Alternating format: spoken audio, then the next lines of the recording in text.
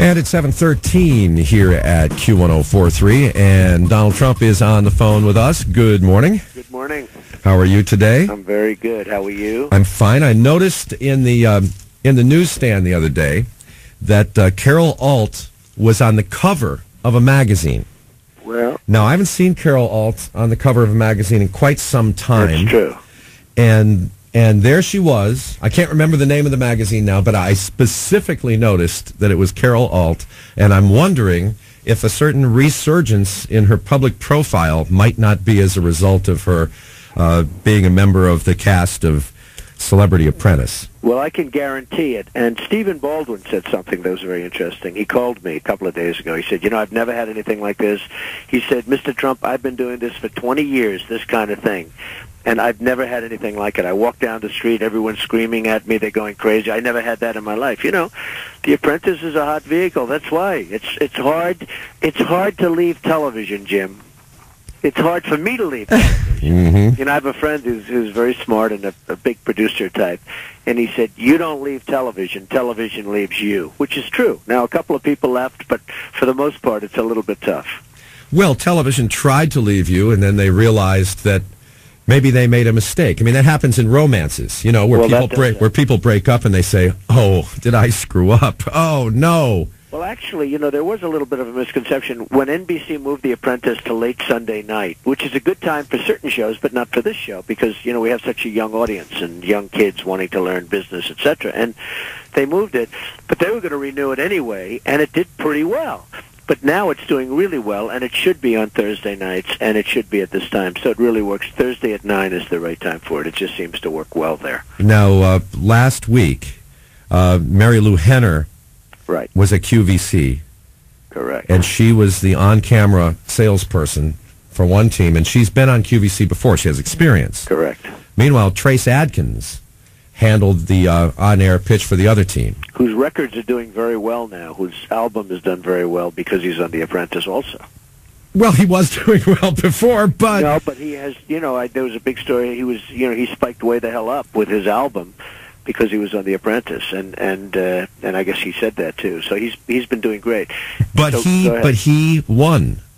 Correct. His team, with Trace Adkins doing the pitch on QVC, outdid Mary Lou Henner's. He's so down to earth, though. I think that's why. And he's got that voice. Yeah. He's got that voice, that big, strong voice, and people like him, and the women like him. Well, it just surprised me because Mary Lou Henner has so much experience at that sort of thing. And she's a good person. She's really good, and she did a good job on the show. I mean, we're getting down to the end, and I don't know if you heard, but NBC asked for a 2-hour live finale, which wasn't my deal. I was going to do, a very nice 1-hour show, fire somebody, and be done with it. And they asked for a 2-hour live finale. Yeah, well, here we go again. When they asked come, by the way, if you want to come, you be my guest. It's going to be at the studios of Saturday Night Live. When they ask for a 2-hour finale, though, doesn't that make you feel good? Yeah, in one way, but if I have a choice of doing a live 2-hour show or doing it in the can, I would just assume do it the other way and sit home and watch it. By the way, speaking of reality shows, there are some other reality shows that have been in the news lately. One of them, Shelley and I were talking about it yesterday, that created a difficulty in a marriage. It was amazing. Of a New York City police officer. Right. And that show was... I always forget the name of the show because I can't stand it so much. You were just talking about it a second Moment ago. of Truth. Moment of Truth on Fox. Yeah, but that was a great show. I watched that particular show. I was turning, and I found the woman to be, in a very weird way, sort of attractive. Yeah, but she was destroying her husband because she wanted to try to win money and get famous, and of course she didn't win any money. And destroying her marriage. Right. Do you think her husband was in on the game? Well, supposedly she told the Post yesterday that everything was out in the open in the marriage, and that's why she thought it would be okay. But then the surprise was the ex-boyfriend appearing, and that's what did him in. Yeah, they pull the surprise, and then you've got someone asking the person on purpose on TV a question that could potentially ruin their life. It just seems odd. It's so mean. I thought it was fantastic. It's very cruel. It was fantastic television, and it was almost hard to believe that a woman would do that. I mean, give me a break, right? But I thought it was fantastic television. I actually thought it was very good. Now, what about the Big Brother with the guy who works with autistic children, referring to them as retards on the air? Well, that one I didn't see. Well, he's been fired from his job.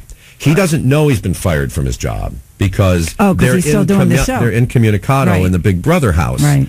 But he's been I mean, really canned. I mean, the people said that he brought embarrassment and disrepute on the organization that employed him, and they were very, very angry. Well, I think that's great. We've really on Omarosa went a little bit wild last week with Piers saying things that were incredible. Well, I got an email saying that from a listener saying that they objected very strenuously to some of the stuff that Omarosa was doing. Oh, she was going wild, and we had it.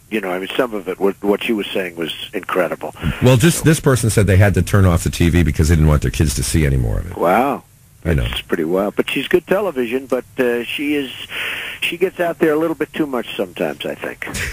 Well, and one other thing, I announced the other day. I guess it was Tuesday. I announced that Mark and Adriana Scotti of Howell, New Jersey were celebrating their 25th wedding anniversary. They sent me an email asking me to make an anniversary announcement. Right. And they said they were going to Trump Plaza in Atlantic City to celebrate their anniversary. Mm-hmm. Well, I received an email this morning, and it reads, "Hi, Jim and Shell. Thanks for the great dedication to my wife and myself for our 25th anniversary on Tuesday. Unfortunately, my wife missed it." Well, that happens sometimes. We stayed at Trump Plaza in Atlantic City. Well, I have to tell you, we got the greatest surprise on Tuesday. When we went to check in, the front desk informed us that Mr. Trump was aware of our anniversary, had our reservation upgraded to a suite, and arranged a complimentary dinner for us. I don't know if you want to make that part of it public on the air, as Mr. Trump might not want people to know about it, but it made our anniversary absolutely special. Please let him know how much we appreciated him honoring our 25th anniversary, and also let him know that he is a gentleman of great class, and our stay at his hotel will forever be a fantastic memory for us. Well, that's very nice. It actually shows that I do listen to your show, but I heard you reading that the other day, and they said they were going down to Trump Plaza in Atlantic City, so I called up my head people, and I said, treat them very nicely, or I will be very, very unhappy with Jim Kerr. He will hit me hard.